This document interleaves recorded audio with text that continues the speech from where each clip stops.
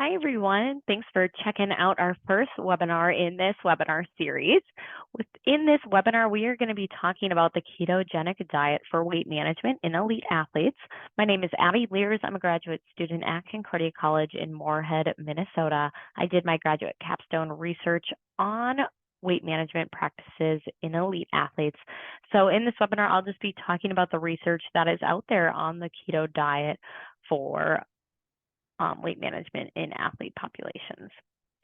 We have our objectives here. So objective 1 will be able to define the ketogenic diet in terms of weight management.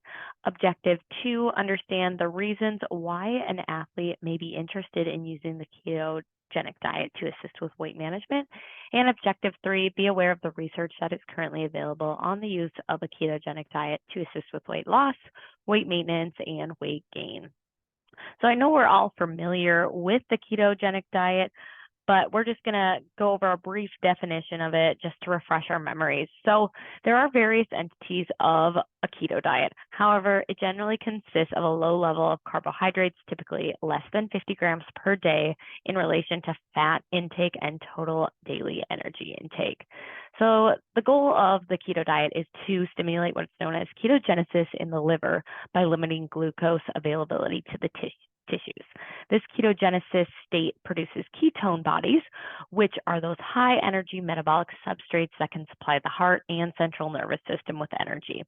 This state is known as ketosis, in which the body is using lipids instead of carbohydrates as fuel. So why might elite athletes be interested in the keto diet for weight management? Today in this webinar, we're going to be looking at weight loss, weight maintenance, and weight gain. So there are several reasons why an athlete may want to start the keto diet. For weight loss, clinical trials have found that greater fat loss and possibly greater retention of lean body mass has been observed while following a keto diet over a high carbohydrate diet. Like for weight maintenance, these low carbohydrate diets, which include the keto diet, are increasingly being used by the general public to assist with weight control and disease management for diseases such as metabolic syndrome and even type 2 diabetes. So it's no surprise that if athletes are seeing this being used, by friends, family members, they also might be curious about what the diet exactly is and how it can help them. And then I know the keto diet is more commonly used for weight loss and weight maintenance purposes. However, there has been some research surfaced about athletes adhering to a keto diet to optimize changes in body composition during training while needing to gain weight. So we're going to start this webinar looking at what research is available on the keto diet for weight loss. There's actually been 3 studies published in the last 10 or so years that we're going to examine today. The first of those was published in 2012 by Paoli and colleagues. So this study sought to examine if a version of the keto diet could be used as a method for safe and effective weight loss that did not adversely affect performance in weight class athletes. This study had 8 male elite artistic gymnasts as their participants, and this was a within subject study design. So that just means that participants served as their own control. So participants followed a very low carbohydrate ketogenic diet for 30 days. This was then followed by a 3-month transitional period, and then the participants ended with a 30-day normal diet protocol period. Before and after these diet periods, participants underwent performance tests and had their body composition measured. So body composition for this study was measured via skin fold measurements, and then their performance was measured via a series of different exercises such as squat jump, counter movement jumps, push-ups.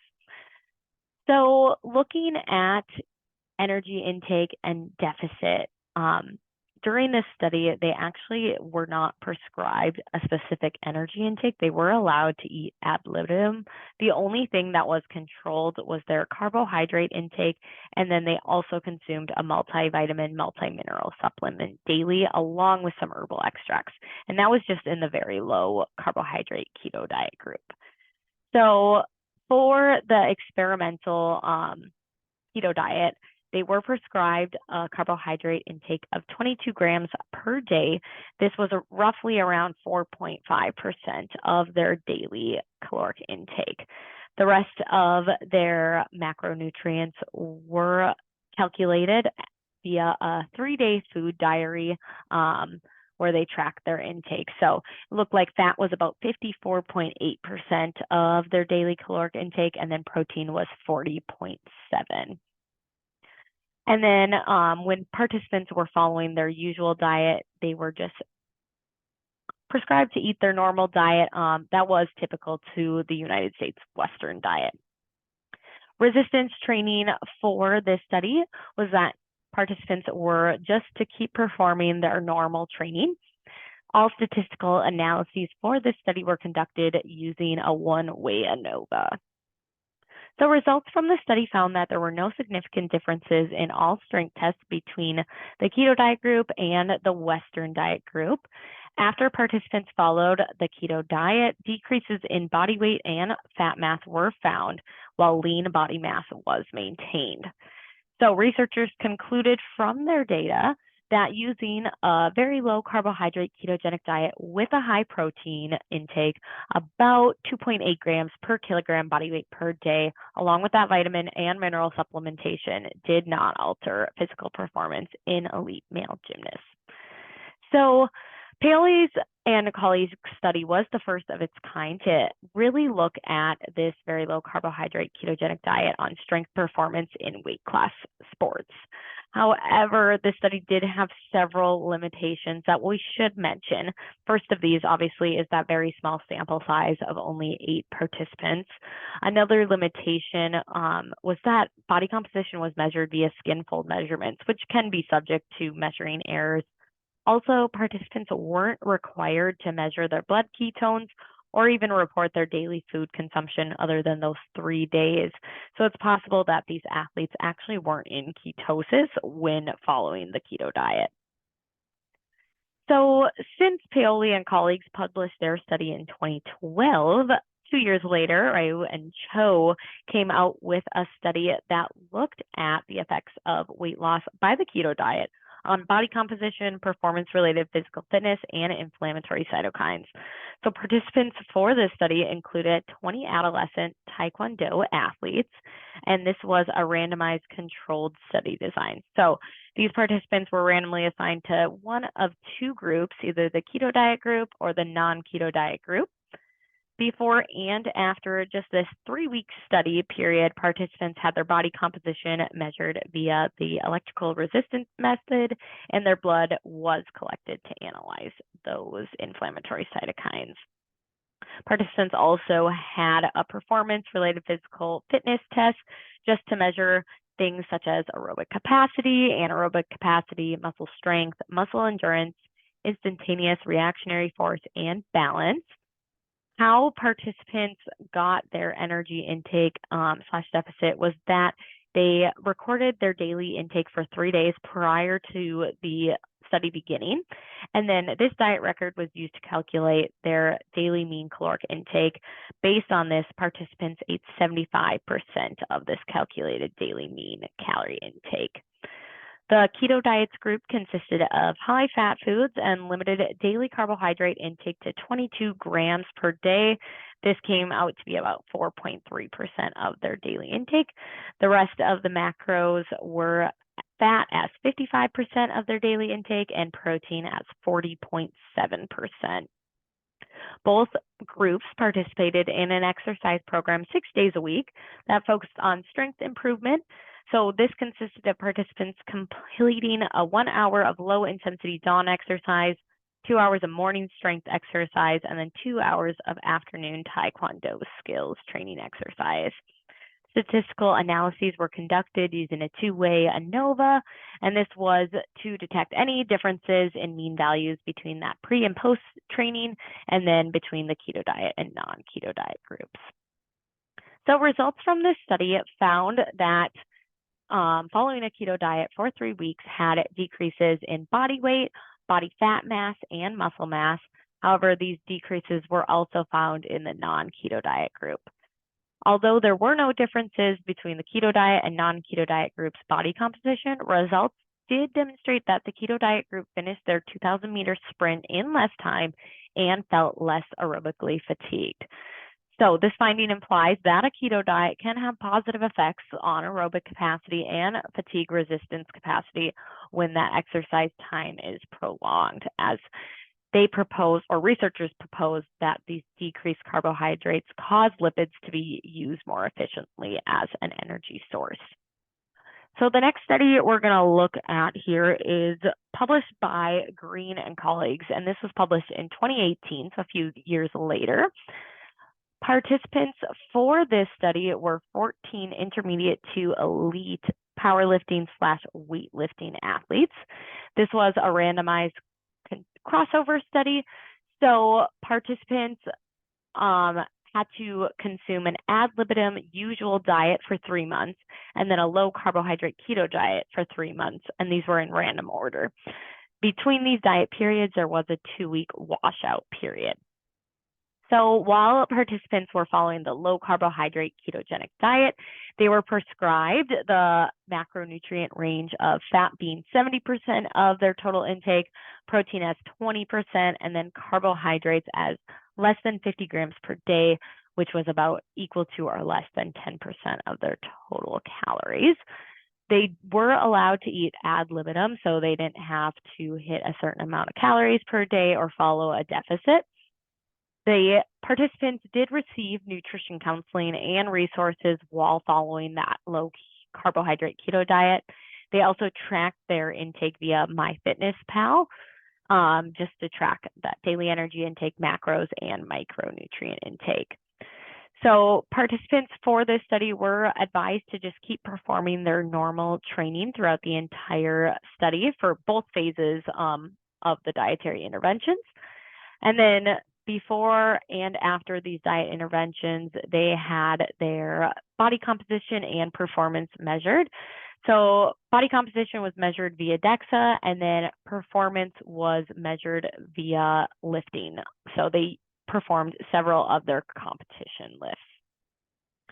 Participants also had their fasting blood glucose and electrolyte levels of potassium and sodium measured. And then these tests were conducted at baseline, 3 months, and 6 months. In addition to those tests that I just mentioned, participants, when they were following the low carbohydrate ketogenic diet, also had to measure their blood ketones and glucose just to verify compliance with the diet. All statistical analyses for this study were consisted using a one-way ANOVA. So results from this study found that after participants followed the keto diet, they had higher reductions in body mass, which included lean body mass compared with their baseline and usual diet. However, even though lean body mass was decreased, training and performance were not compromised. Sorry, just realized it got cut off on the bottom of the screen there. So yeah, they found that performance was not altered. However, that lean body mass again was decreased. So let's compare all three of these studies, because there are some similar results, but there are some different methods used and also outcomes. So similarities of these three studies were that in all of them, the keto diet did not negatively influence athletes' performance, and it did result in weight loss for the athletes. However, the differences of these studies, as we could see from that last slide, methodologies differed between the three. So study design, duration, including that washout period, energy intake or deficit, macronutrient distribution, what resistance training looked like, and then body composition measurements. So really the thing I want to focus on the most is just these outcomes that differed. So the main difference in these three studies' outcome was whether or not lean body mass was maintained. So the first study we looked at by Paoli and colleagues in 2012 found that lean body mass was maintained. However, this study also used skin fold measurements, which are subject to human error and are a little bit outdated of a method. 2 years later, Ryu and Cho found that lean body mass was lost. However, it was comparable to the losses of the non-keto diet group. then in 2018, Green found that the keto diet group had more significant losses of both body mass and lean body mass. However, this study also had 20% less protein for participants following in that keto diet group. So the other studies kind of had around a 40% of total daily intake designated to protein, whereas this study was about only 20%. So that could have definitely played an impact. So key takeaways for the keto diet for weight loss. So the keto diet, from the research available, looks like it can assist an athlete in weight loss without compromising performance or training. However, it's not clear whether lean body mass losses will be higher than they would be following a normal diet. Also, what we just looked at, research tends to point to a keto diet higher in protein content. So approximately 40% of their total daily energy intake coming from protein, or about up to 2.8 grams per kilogram body weight per day, just to offset that negative muscle protein breakdown. Also, it looks like vitamin and mineral supplementation can help to prevent nutritional deficiencies. So next up, we're going to look at the research that is available on the keto diet for weight maintenance. So unlike weight loss, there's not as much research out there for weight maintenance. We're just going to look at one study. This study was published by Wilson and colleagues in 2020. So they say that they were the first to examine the effects of a keto diet versus a Western diet on resistance training adaptations in a group of resistance trained men. So participants for this study include 25 resistance trained men. It was a randomized controlled design. So how the study was set up was that there was a 2-week adaptation period so that participants could adapt to the diet. This was then followed by 8 weeks of periodized resistance training.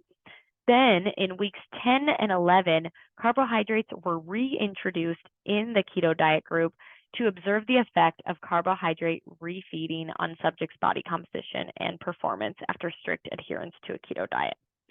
So again, participants were either assigned to that keto diet group or a Western diet group. Energy intake was based on the maintenance calories of each participant, which was determined by the Mifflin-St. Jeor equation. And then macros for the keto diet group were prescribed as 75% of their daily intake coming from fat, 20% coming from protein, and then 5% coming from carbohydrates. Subjects did track their daily intake via a food log, and this was measured by a dietitian. Resistance training for these participants for both groups included a 7-week high volume resistance training protocol, and this was then followed by a 2-week taper. Body method or body composition methodology included DEXA, and then also they measured muscle thickness just to determine that muscle hypertrophy. And then in addition to body composition, they also had their performance measured, which was measured via strength tests. So they did a 1 repetition maximum of the back squat and bench press exercise. They also had their muscle power examined via the Wingate cycle ergometer sprinting. So when participants in the keto diet group had carbohydrates reintroduced in that week 10 and 11, it worked as when in the first few days, they increase their diet for carbohydrates up to 1 gram per kilogram body weight per day. This then increased to 2 grams per kilogram body weight per day for the next 2 days, and then they ended with 3 grams of carbohydrates per kilogram body weight per day for the last 2 days. As this carbohydrate intake increased, fat intake decreased to maintain the same amount of calories. So, also want to mention that subjects did have their hormones, which included testosterone measured, as well as several lipid profiles such as HDL and triglycerides. So statistical analyses for this study were conducted using a 2-way ANOVA, and then outcomes for this study found that both diet groups had similar increases in muscle strength and power. The keto diet group had favorable body composition changes, which was noted as decreases in fat mass. Additionally, there were no negative changes in subjects' blood lipid profiles or health parameters after following either the keto diet group or the non-keto diet group. However, the study interestingly found that the reintroduction of carbohydrates in the keto diet group negatively impacted fat mass. So that fat mass increased, and blood triglycerides also increased. However, their lean body mass was positively impacted, so it increased as well as their anaerobic power. So taking away what we can from that study, it appears that a keto diet along with resistance training may be advantageous to athletes wanting to improve their body composition without negatively impacting their muscle performance, anabolic hormone status, or even blood lipid profile.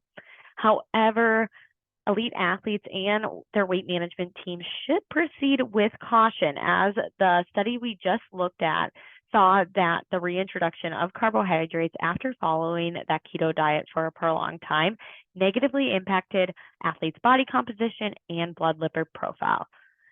So that being said, more research is needed to see if the keto diet's positive effects on body composition would be reproduced and in more athlete populations, because this study by Wilson and colleagues just looked at resistance trained males. So we don't really know yet about how this would be reproduced in populations such as females. Last up, we're going to look at the research available on the keto diet for weight gain. So I know I said it in the beginning of this webinar, but again, although it's not commonly used for weight gain, there has been some research published about a hypercaloric diet for weight gain on the keto diet in athlete populations. So Vargas and colleagues published this study recently in 2022. It was a randomized parallel arm controlled prospective study design in which 24 healthy adult men were assigned to one of three groups, either the keto diet group, the non-keto diet group, or the control group. So before the start of this intervention, their total energy intake or total energy expenditure was estimated using a questionnaire that participants completed about their work, dietary preferences, and physical activity. Based on this questionnaire, a moderate energy surplus was established for the experimental groups based on that total energy expenditure and weekly training load. So this came out to be approximately 39 calories per kilogram body weight per day, just to guarantee a hyperenergetic condition. For macronutrient ranges, we're just looking at the keto diet groups here. The keto diet was prescribed a macro distribution of less than 10% of their daily total calories coming from carbohydrates, 20% from protein, and 70% from fat. The keto diet group did have their urinary ketones measured weekly from week 2 to the end of the study, just to make sure participants were compliant with their diet. Participants were allowed to eat ad libitum. However, it was recommended that they consume 3 to 6 meals just to guarantee consumption of their prescribed daily energy intake. Resistance training for this study included the keto diet group and the non-keto diet group completing 4 training sessions per week of a hypertrophy protocol. And then body composition was the only thing measured for this study. So they didn't look at performance, and body composition was measured via DEXA. And then statistical analyses were conducted using a one-way ANOVA. So findings from this study demonstrated that participants following a hypercaloric keto diet while undergoing resistance training experienced a greater reduction in fat mass and visceral adipose tissue when compared to the non-keto diet group. However, researchers only found that the non-keto diet group had an increase in lean body mass and body weight. So the keto diet didn't have any significant changes in lean body mass despite following that hypercaloric diet and with high protein intake. So again, just what I said there, the keto diet group in this study didn't see any change in lean body mass, even though they were consuming more calories than they needed and with that high protein intake. Therefore, Vargas and colleagues' findings implies that a low carbohydrate dietary approach like the keto diet is not the best strategy for building muscle mass in resistance trained men. So I know I just threw a lot of information at you. So let's try to condense it all and conclude here. So again, elite athletes may be interested in using the keto diet to assist with weight management for many reasons. There's tons of reasons out there supporting for weight loss and weight maintenance. And even, with research spurring about weight gain in the keto diet, athletes may just be curious to see what can happen to their body composition while following this during training.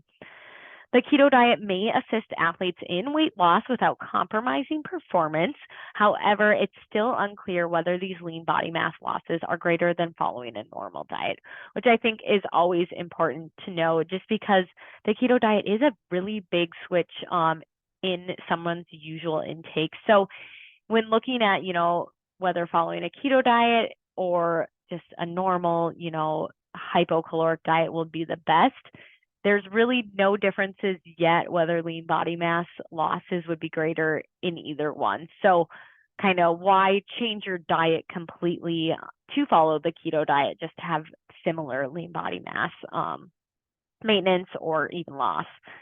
Then for weight maintenance, the keto diet, along with resistance training, has been found to be advantageous to athletes wanting to improve body composition without negatively impacting that muscle performance, anabolic hormone status, or blood lipid profile. However, remember that this study we looked at by Wilson and colleagues also found that participants, after following the keto diet, when carbohydrates were reintroduced, had those negative impacts on their body composition.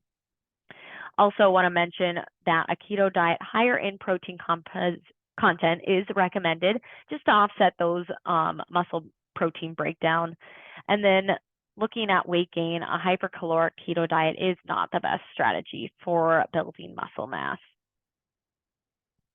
I also just want to end on this quote from the position statement of the Academy of Nutrition and Dietetics, Dietitians of Canada, and the American College of Sports Medicine. So I know we just looked at all this research that there was some in support of the keto diet, some kind of showing negative impacts of it. So it's still largely unknown. So that's why I just wanted to put this quote out there for you to read that basically sums up that yes, it may be advantageous. However, these competitive athletes, again, would be unwise to sacrifice their ability to undertake high quality training or high intensity efforts during competition to determine the outcome of whether or not a keto diet could be beneficial. So just want to end with that there. Questions, contact me please at my email, addison.lears99@gmail.com. References are listed here if you want to do any more digging of your own to look into these research studies we examined today. And then we have our webinar assessment tool. So feel free to press pause and you can jot down your answers to these 5 questions. Once you're ready, then press play and it will take you to the next slide, which is the webinar assessment tool answer key. So check to see if your answers were right. And then make sure to check out the next webinar in this webinar series, which talks about intermittent fasting in elite athletes. Have a great rest of your day.